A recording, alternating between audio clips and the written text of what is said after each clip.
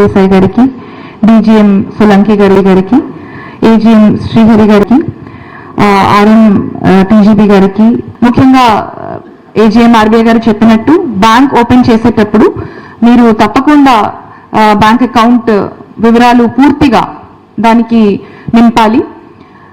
తప్పకుండా ఒక నామినీ అనేది పెట్టుకోవాల్సిందే. గతంలో ఉన్న బ్యాంక్ అకౌంట్ అంటే 2008, 2009 తర్వాత మొబైల్ అనేది ఒక అంశం మన జీవితం దానికి వచ్చింది. దానికి ముందు ఉండకపోయేది. ఏదో 10 నుంచి ఆధార్ మొదలు పెట్టడం, ఆధార్కి బ్యాంక్ అకౌంట్తో కానీ మొబైల్ నెంబర్తో లింక్ అవ్వడం, దాంతో చాలా వాటికి ఒక నెట్వర్క్ ఆఫ్ ఇన్ఫర్మేషన్ క్రియేట్ అయింది. కానీ దానికి ముందు ఉన్న బ్యాంక్ అకౌంట్స్లో అసలు సరిగా అడ్రస్ కూడా ఉండకపోతుండే, పర్మనెంట్ అడ్రస్ చాలా మందికి ఉండకపోతుండే, కిరాయిలో ఉన్న వాళ్ళు కానీ ఇంకా ఇతరు పరంగా ఎవరు వేరే వాళ్ళ ఇంట్లో ఉండేవాళ్ళు కానీ. సో అట్లా కొన్ని ఇబ్బందుల వల్ల ఏమైంది అంటే బ్యాంక్ అకౌంట్స్ అసలు ఒక కుటుంబం లోపం కూడా చాలా మందికి తెలియదు వాళ్ళకి ఆ అకౌంట్ ఉందా లేదా అనేది.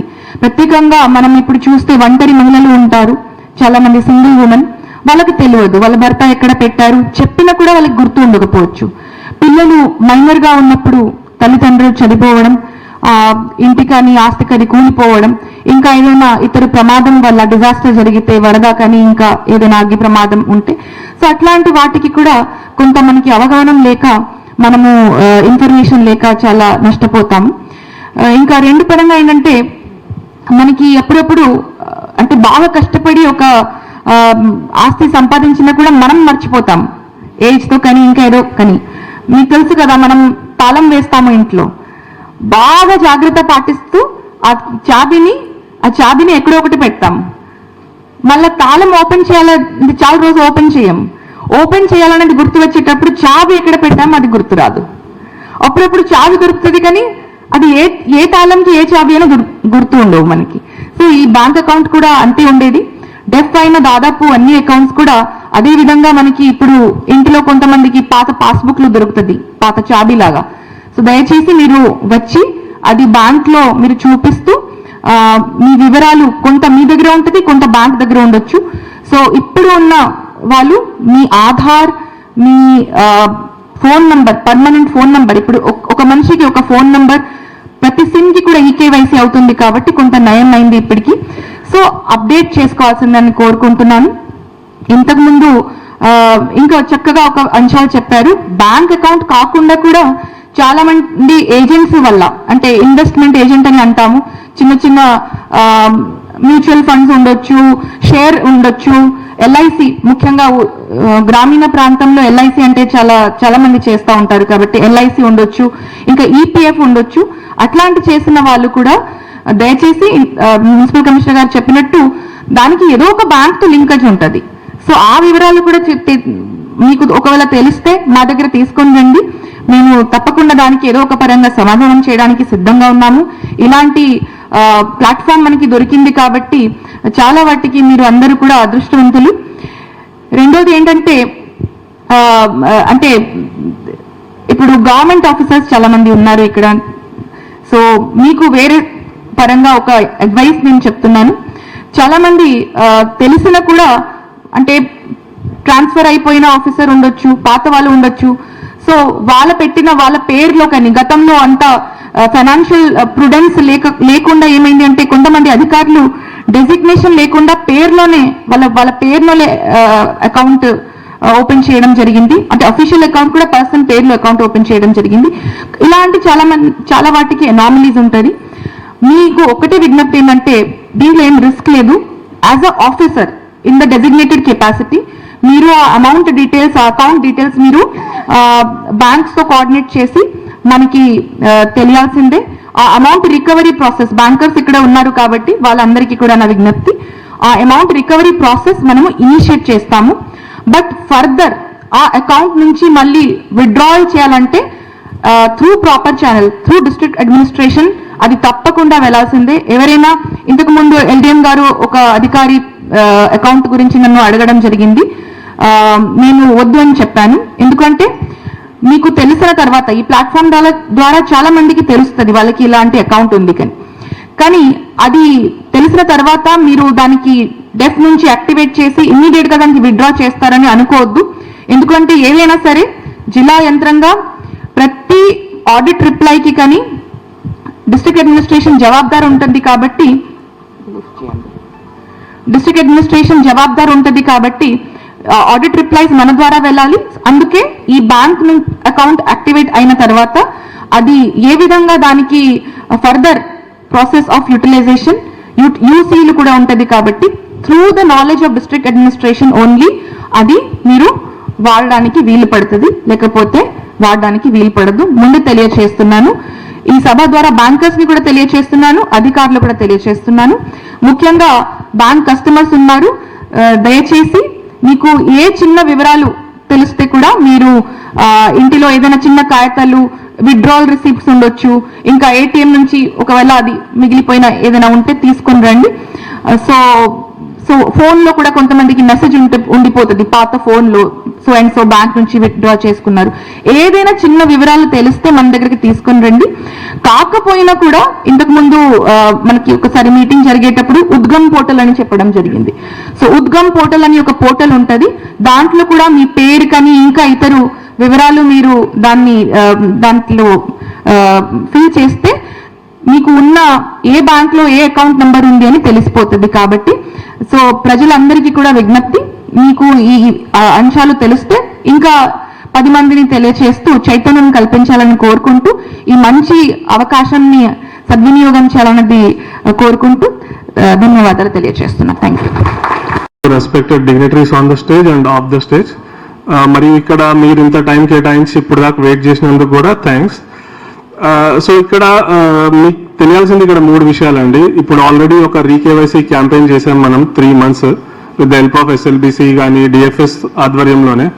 సో అక్కడ 2 aspects ఉండాలి. ఒకటి, మీరు ఎప్పుడన్నా సరే ఒక అకౌంట్ ఓపెన్ చేస్తే నామినీ ఉన్నారా లేదో చూసుకోండి. అప్పుడే ఎవరినో ఒకరిని అయితే నామినీ యాడ్ చేయండి. ఇది ఎందుకు చెప్తున్నా అంటే ఇప్పుడు మనం ఈ క్యాంపెయిన్ లో చాలా దాకా మేము చేసిన అనాలిసిస్ ప్రకారం మీకు నామినీ లేకపోవడం వల్లనే, రైట్ క్లెయిమెంట్ లేకపోవడం వల్ల ఈ అమౌంట్ డెఫ్లోకి వెళ్ళిపోతున్నాయి. సో ఇప్పుడు మనం సపోజ్ తదనంతరం ఏదైనా అయినా లేదా మన ఇంట్లోకి ఎవరైనా, సో బ్యాంక్కి నామినీ ఉంటే మాత్రమే నామినీకి ఇస్తారు ఆ డబ్బులు, లేదా లీగల్ ఎయిర్ సర్టిఫికేట్ అని చాలా ఇష్యూస్ వస్తాయి. సో వన్ థింగ్, మీరు మీ అకౌంట్లో నామినీ ఉండేలా చూసుకోండి. ఇకపై ఇంకో సెకండ్ థింగ్, ఈ అకౌంట్ రీకేవైసీ జరుగుతున్నప్పుడు ఐ హోప్ మీరు అందులో కూడా పాల్గొని ఉంటారు.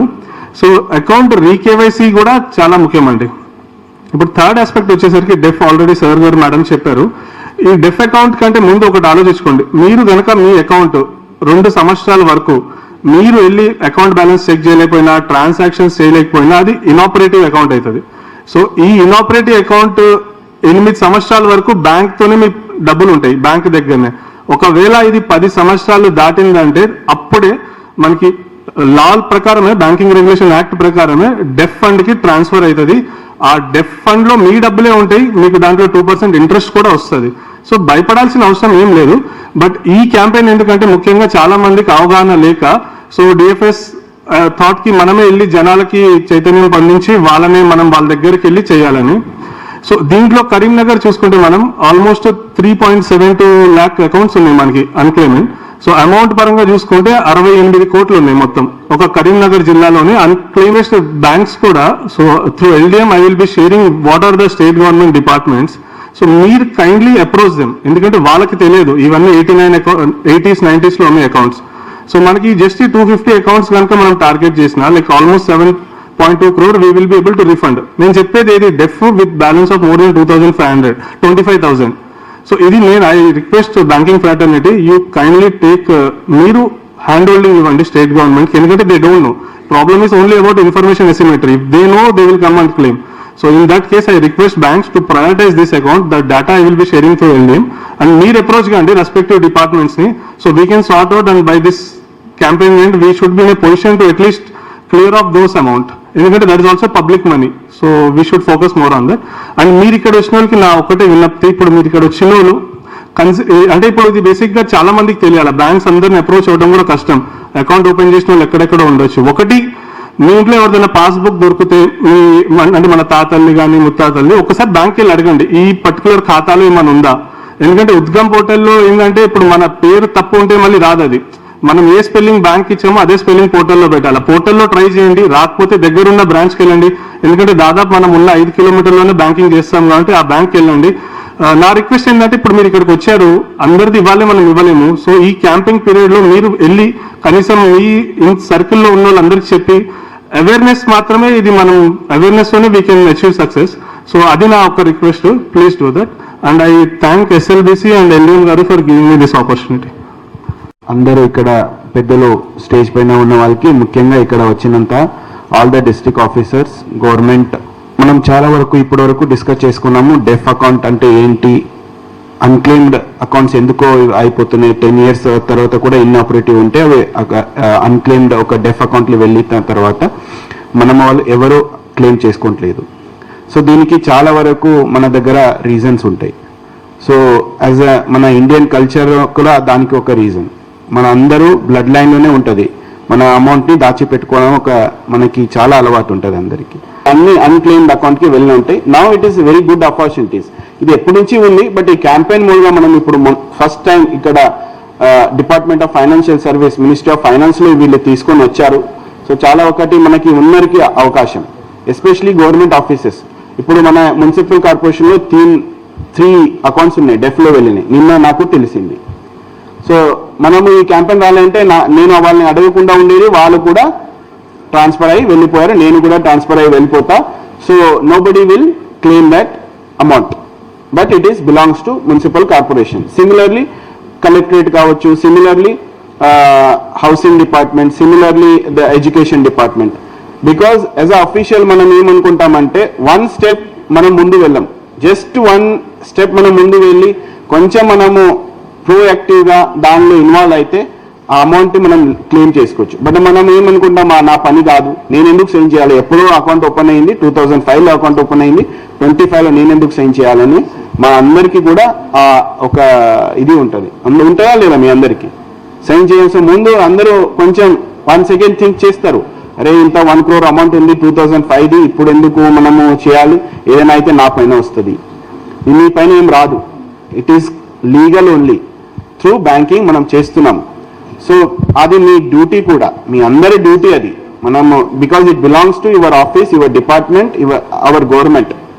కాబట్టి మనం అందరూ ప్రోయాక్టివ్గా, ఇప్పుడు చెప్పినట్లు ఆల్మోస్ట్ దాదాపు 70% of whatever the amount is there in Karimnagar, that is belongs to government institutions only. So మనమే ప్రోయాక్టివ్గా నెక్స్ట్ 15 days లో అన్ని క్లెయిమ్ చేస్తే 70% of the DEAF account whatever are there clear అయిపోతాయి మనకి. సో మనం ఒక role మోడల్గా మా ఇండియాలో మా డిస్ట్రిక్ట్ ఉండిపోతుంది. దానికి మీ అందరూ సహకారం కావాలి. సో దీని అందరూ సహకారం చేస్తారని కోరుకుంటా. అట్లానే ఇప్పుడు మన ఫ్యూచర్లో కూడా ఇట్లాంటిది ఏం కాకూడదు అంటే, మనము ఇక్కడ చాలా మంది మహిళా సంఘాల వాళ్ళు కూడా వచ్చారు, మెప్మా నుంచి కూడా వచ్చారు కాబట్టి, so everyone has to do their EKYC. మీ ఆధార్ అప్డేట్ చేసుకోండి, మీ అడ్రస్ అప్డేట్ చేసుకోండి, దెన్ మీ మొబైల్ నెంబర్ అప్డేట్ చేసుకోండి. ఎస్పెషలీ నామినీస్ కరెక్ట్గా అప్డేట్ చేసుకోండి. నామినీ లేదంటే సపోజ్ మీరు సపోజ్ బ్యాంక్ అకౌంట్ హోల్డర్ ఎవరున్నా చనిపోతే ఆయన నామినీ పెట్టుకోలేదు, లీగల్ డిస్ప్యూట్ వస్తుంది, బ్యాంక్ వాళ్ళు కూడా ఏం చేయడానికి రాదు. అప్పుడు ఇద్దరు క్లెయిమ్ చేయడానికి వస్తే ఒకేసారిగా ఏం చేస్తారు వాళ్ళు? ఇప్పుడు సపోజ్ మన ఎస్పెషలీ ప్రాపర్టీస్ రిలేటెడ్ చాలా అయితే నేను చూసినా కాబట్టి చెప్తున్నాను. Similarly I think it is for banking also. ఒక ప్రాపర్టీ సేల్ చేయాలంటే అమ్మ అండ్ కొడుకు, అమ్మాయి మధ్యలో గొడవ వచ్చేస్తుంది, ఎప్పుడు కూడా ప్రాపర్టీ మ్యూటేషన్కి రాదు, ఎందుకంటే వాళ్ళ ఇద్దరి మధ్యలో ఎప్పుడు కూడా అమికేబుల్ ఒక అండర్స్టాండింగ్ రాదు. సో ఇట్లాంటివి చాలా ఉన్నాయి రీజన్స్. సో మనం ఇప్పుడు EKYC చేసుకోవాలి, అప్డేట్ చేసుకోవాలి అన్ని డీటెయిల్స్, నామినీ అప్డేట్ చేసుకోండి. సో ఫ్యూచర్లో కూడా ఇట్లాంటి ఏమి ఇష్యూ రాకుండా మనము చేసుకోవాలి. సిమిలర్లీ మీ ఇంకొకటి LDM గారు, అంటే మా అందరికీ నేను రిక్వెస్ట్ ఏంటంటే, సో మనం ఇంత పెద్ద బుక్లెట్ చేసుకున్నాము, సో బట్ ఇది చదివే ఒక పేషెన్స్ ఎవరికి లేదు. కాబట్టి మేబీ 1 page పోస్టర్ టైప్ చేస్తే బాగుంటుందనే ఒక అభిప్రాయం. Just 1 page similar note or whatever QR code type మనం చేస్తే, స్కాన్ చేస్తే డీటెయిల్స్ రావాలన్నట్లా. And also you can screen it in our VMD screens also. There are మున్సిపల్లో, అంటే మన కరీంనగర్లో ఒక 10 screens ఉన్నాయి, మనం పెడతాము. ఈ వీడియో కూడా మనం ఆల్రెడీ స్క్రీన్ చేస్తున్నాం అన్ని దగ్గర. సో ఇట్లాంటివి వెళ్తే ఒక మనము గ్రౌండ్ లెవెల్కి వెళ్ళిపోవచ్చు అనుకుంటా. ఎందుకంటే చాలా మందికి డీటెయిల్గా చదివే ఒక పేషెన్స్ ఉన్నారు, వాళ్ళంతా ఇది కూడా చేసుకోరు కాబట్టి. సో ఇవన్నీ మనము చేసుకోవాలి అని కోరుకుంటూ, సో ఈ కార్యక్రమానికి మీ అందరూ ఇంత మంచిగా రెస్పాన్సివ్గా వచ్చినారు, మీ అంత ఇంత రెస్పాన్స్ చూపించారు, ఇంత టైం ఇచ్చారు. సో నెక్స్ట్ ఇప్పుడు అందరూ మన పైన ఉంది. సో మనము అందరూ కలిసి వర్క్ చేసి ఇవన్నీ అకౌంట్స్ని మనం యాక్టివ్గా తీసుకుని వెళ్తామని కోరుకుంటూ ముగిస్తున్నాం. Thank you very much.